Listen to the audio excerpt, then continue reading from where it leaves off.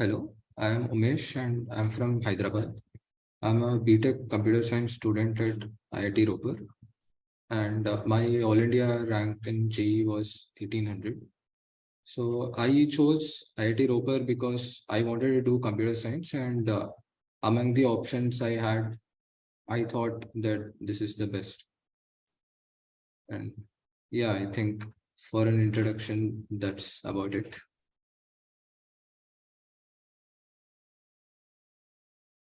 I was interested in computer science when I was in high school. So naturally, and I was also more of a math person. So naturally, the only option for me was to do MPC. And then I joined a coaching center, and I had a good peer group as well that motivated me to study for JEE. So I think in the beginning, the getting used to phase of my preparation, I think peer group was a huge factor in preparing for JEE and getting motivation. Later, I think got I kind of got self motivated as well, uh, because yeah, I wanted to get into a good college. I can't think of one reason as such for being motivated to study for JEE, but I guess your environment kind of uh, pushes you to prepare for JEE, and I mean, it's considered a good thing to prepare well, to perform well and get into a good college. It also improves your career aspects and stuff like that. So I think, yeah, I mean, all these factors push me to prepare for JEE.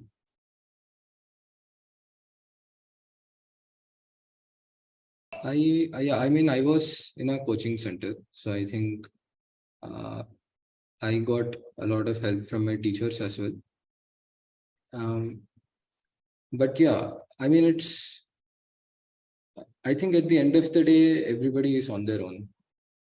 Your teachers, I mean, they'll help you, get in, they'll help you get some familiarity with the topics, the questions that might be asked in the exam. But at the end of the day, I guess the work you put in and stuff like that, it's upon you.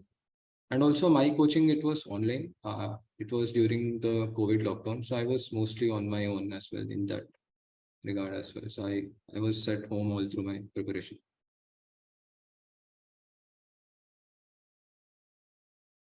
Challenges faced in the initial days. For one thing, I had very little idea about JEE when I started. So I'd say the first maybe 3 to 4 months of my JEE preparation, I'd call it like the getting used to phase. So for one thing, I mean, until class 10, you're not really put in an environment where you have to work very hard. Uh, Very hard as in the kind of work that JEE demands. Apart from that, I'd say it was a new kind of environment for me because when I was in, it was like the first time I experienced uh, not understanding concepts, maybe stuff like that, and having to put in effort to actually understand something. So these were some of the challenges that I faced. Apart from that, I think even my test scores when I started off in the early stage, I think they were a bit like maybe above average, I'd say. But yeah, I mean, I think these are like challenges that almost everybody who starts their prep in class 11 faces. And I think you slowly get used to it. So it doesn't become a big deal later. But I think the important thing is that you shouldn't be let down initially by the challenges you face.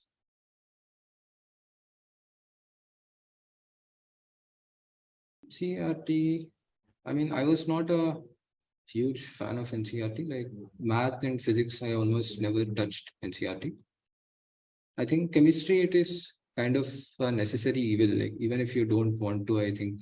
So yeah, I mean, chemistry I had to for inorganic, especially. I think I had to go through NCRT, and also there are some chapters like that. Yeah, I mean, nobody wants to do, but then for some reason they're asked in JEE. Like environmental chemistry. And for math, I don't really remember one source. I think for math, any book series that's designed for JEE should be enough, because at the end of the day, they all have the kind of the same question set.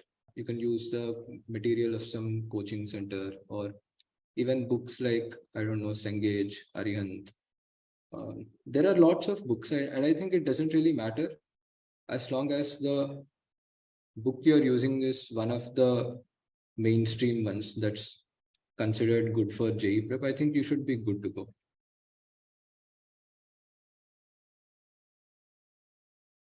I think it depends it depends on what part of physics you're talking about. So I think initially mechanics, I think in class 11, I really liked it. And I think that was actually one of the things that even motivated me to prepare for JEE, because yeah, I mean, mechanics, it is kind of tricky, but then once you get used to solving questions, you kind of enjoy the process as well. So apart from that, yeah, JEE Advanced, sometimes they do ask tricky questions, but then I don't really get what you mean by tricky here. Do you mean like tricky conceptually, or what's really the tricky part in physics here? Physics, like, yeah, I mean, the only tricky part in physics is like figuring out maybe what you need to do in the question, like what the question is asking you to do. And I mean, there are a lot of laws and stuff in physics, and you need to figure out which law you need to apply somewhere uh, in order to solve the question. And I think this is kind of an intuitive thing that you'll recognize eventually by solving a lot of questions. And I also think in physics, you should try taking up like very difficult questions sometimes. Like questions that might take you even a couple of days to solve, because they help you a lot to kind of clear up your mind about things, and then it starts becoming less tricky.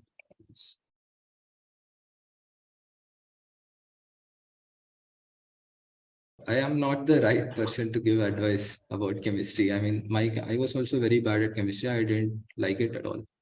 So I think if you are bad at chemistry, one advice that I can give you is be really good at math and physics, so that chemistry gets balanced out. That's all I can say honestly about chemistry.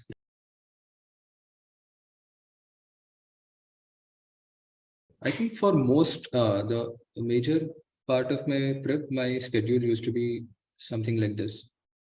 And I mean, this was something that I built up gradually. So initially, I think I was wasting a lot of time. And then eventually I started realizing, what kind of schedule matches, matches my skills and stuff. So I gradually started waking up early. I was also motivated to do this by like some friends in my peer group. But yeah, I started waking up early. At some point, I think I used to go to bed every day at 9:30 and wake up at 4:30. And then I do about a couple of hours of math in the morning. And then maybe like 2 hours more of studying after breakfast, 2 to 3 hours. And then we used to have our classes in the afternoon, and they were online classes. So that was a really good thing for me. Online, because we had the classes online, it saved a lot of time for me, and I had time to kind of relax and stuff also apart from studying. So yeah, and after classes, I'd sometimes spend a bit of time revising what happened or solving questions that were given to me in class.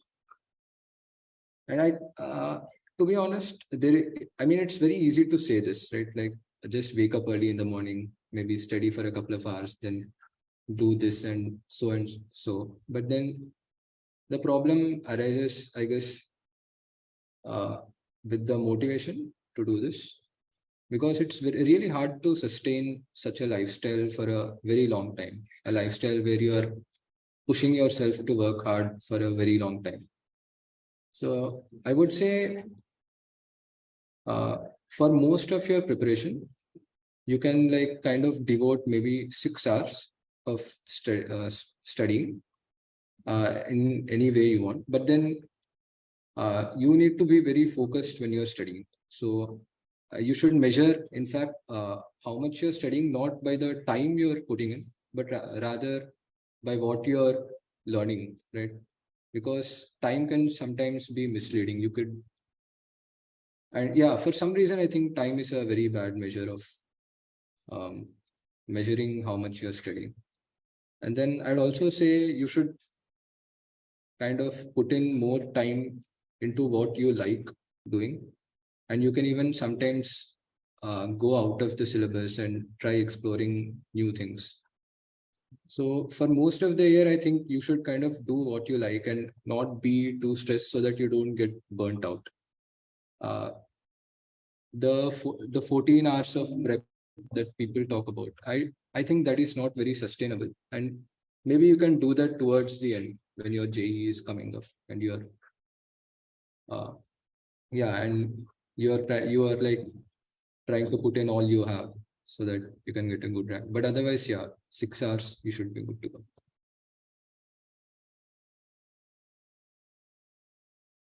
I mean, stop studying and do something else. I don't know, do something that you like. And I think that one thing I used to do during my JE prep was read non-fiction, sort of. Sometimes these self-help books that talk about, productivity, or even like just any non-fiction book. I think these books kind of help you gain a new perspective on life. Like there is this book by Viktor Frankl. It's called Man's Search for Meaning, and this man is a Holocaust survivor, and he talks about how he looked at himself from a third person's view when he was in the Nazi concentration camps. He was a psychologist, so it was, I mean, it was basically his profession to look at how people think and react to situations. And he kind of did that to himself. He looked at himself from a third person's view.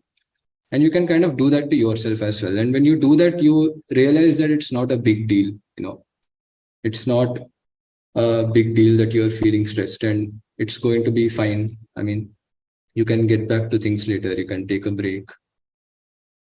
And yeah, another thing I'd like to point out here is that even JEE itself, uh, it's not a huge deal. I mean, you just keep doing your thing, you will eventually land up in a good college.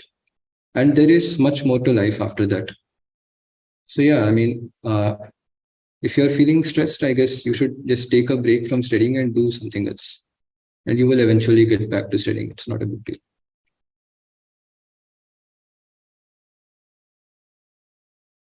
Yeah, I mean, motivation, I think it's the only problem in your JE preparation, because everything else, I mean, if it weren't for motivation, I think it's really easy to prepare for JE. I think motivation it was the only problem that I faced most of the time during my preparation. So yeah, I mean, it's very natural that sometimes you don't feel motivated enough to do things. And there is no one-stop solution for this. I think you'll have to try your own ways. But then you should realize one thing, that when you're not, like when you're lacking motivation or when you're going downhill, you should kind of realize what's happening to you and you should try to consciously fix it. So one way I would do this was by watching videos on YouTube about, sometimes like I would watch like just random philosophy videos on YouTube about stoicism or Taoism, or I don't know, like a lot of stuff. I tried doing that. You can also, I mean, watch these videos, right, that are being put up on Sathi to gain perspective from others who have taken this exam. And you can also maybe try just, I would do this sometimes. I just switch off the lights in my room and then I just close my eyes and try to meditate, kind of just think about something. But then, yeah, I just close my eyes and try to go into a calm state of mind.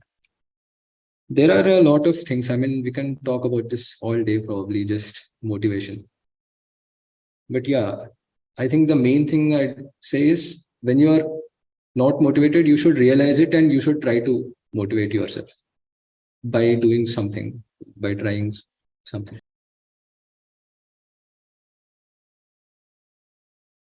Recently, I was taking a look at some of the videos being put up on Sathi. I mean, I was only looking at the kinematics videos and physics, and I think they cover a good deal. So you can use probably, I mean, these videos for learning. And it doesn't really matter what you use for learning. It's more about uh, practice, right? So yeah, self-study. You One thing that coaching centers do is they expose you to a lot of questions. So when you're doing self-study, I think you should ensure that you do that to yourself too by looking at lots of previous year questions or going through questions in a book. I think you need to solve a lot of questions. That's a must. I mean, uh, it doesn't really matter if you're doing self-study or not, but that's, I think you have to do it. Apart from that, um, I think you should. One thing that coaching centers do is they have a paper sort of thing every week, so that you get used to the JEE pattern and stuff. So I think you should kind of do it yourself if you're doing self-study. I think there are enough papers. I mean, there are previous year JEE papers, and I think you'll find more papers and resources online. So that shouldn't be a big deal. But yeah, ensure that you are giving you're giving enough time to questions and you're taking a test every week.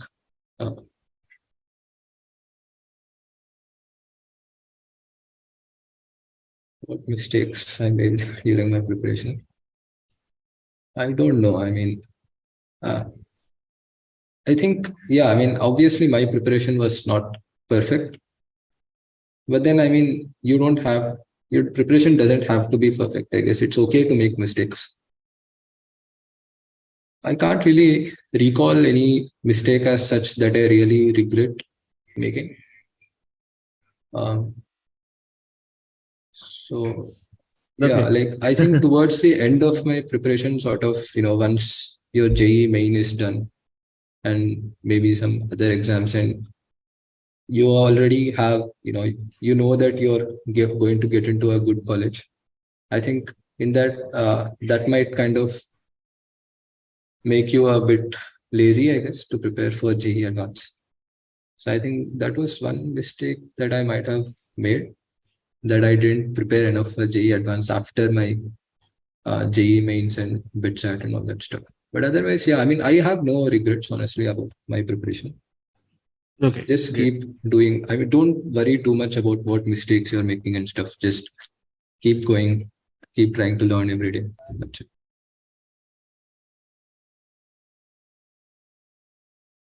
I started in class 11. I think most people they start in class 11. I mean, I don't know if there is one right time. I mean, obviously, like one very naive way of looking at it is to say the earlier you start, the better it is. But then it also depends on in what way you're starting it. So all this, putting in a lot of hard work and stuff, I think you can start from class 11, because if you start earlier, there is a very high chance that you might get burnt out.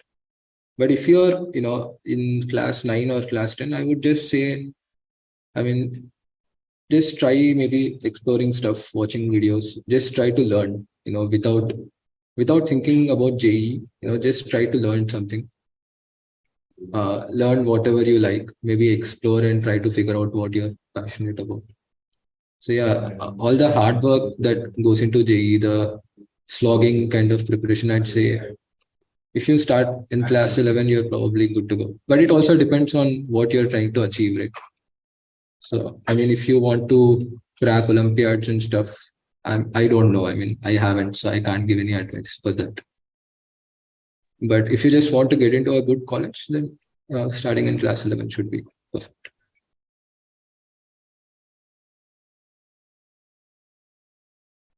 1 month before my preparation, I think I was mostly just taking tests. I was taking tests like maybe every 2 to 3 days, probably.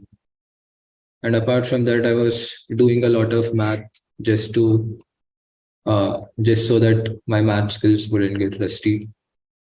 And then in the end, I think I was starting to take a look at chemistry also because I hadn't before that. But apart from that, yeah, I don't think you can do something in like 30 days that you haven't in 2 years.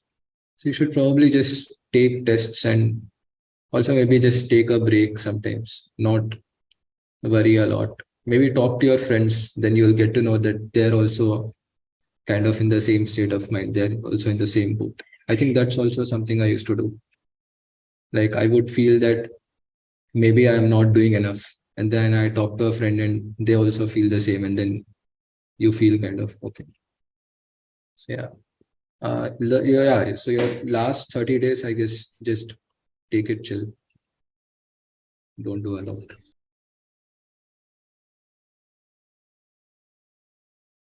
I mean, I have friends Is in my college. coaching necessary? I don't know. I mean, I went through coaching, right? So I am not fit to say that you coaching is not necessary. But then I do know people who have cracked JEE without coaching. So I think this is a relative question. I mean, it really depends on you. Personally, I Okay. think the coaching just provided a sort of environment for me, like-minded people. That's all. I think that's the main thing that coaching helped me with. So yeah, I mean, I don't really know the answer to this question. Probably you should uh, try to get yourself enrolled in a coaching if it's possible. And if it's not, then try to create the kind of environment that a coaching center might provide you.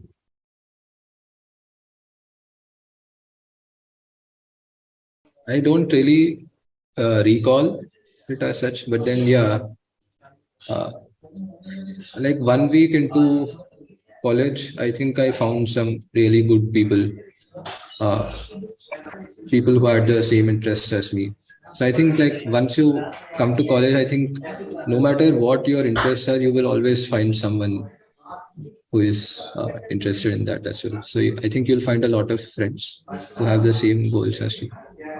Our college, they have a strict stance against ragging as far Great. as it goes. I mean, sometimes I guess there is some friendly sort of ragging, but not a lot.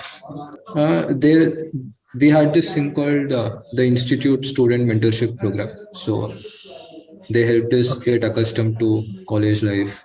They had this each group of students had a mentor from second year who showed us around the college and who told us about their experiences and stuff. And then, yeah, I mean, basically, this program lasted for about a month where we had a lot of different activities.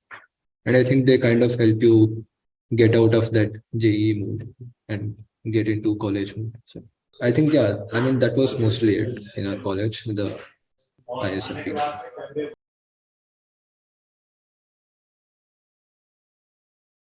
I think the only value, I mean, uh, I used to like talk a lot about this with my friends and even with the professor. I think almost everything you need is out there on the internet for free. The only value that a course or a book adds is by adding structure to that content. So even if you don't have access, like even if you're not able to uh, buy buy something or get access to good coaching, I think you'll still find a lot of uh, content online for free. Um, so it is really difficult for me to say something, right? Because I am well off financially, and it would be hard for me to kind of and think about the struggles that a financially weak student will be facing. But yes, like there is nothing that you are really missing out on. Like, there is nothing special going on in paid services or coaching centers that is not on the internet. The only hard part is finding good resources, finding good free resources on the internet. And I think these days it's really easy. Uh, I mean, there's a lot of people putting out content on YouTube. And I mean, now even Sati has started. So yeah, I mean, just expose yourself to a lot of online, I mean, free content online and it should help you out.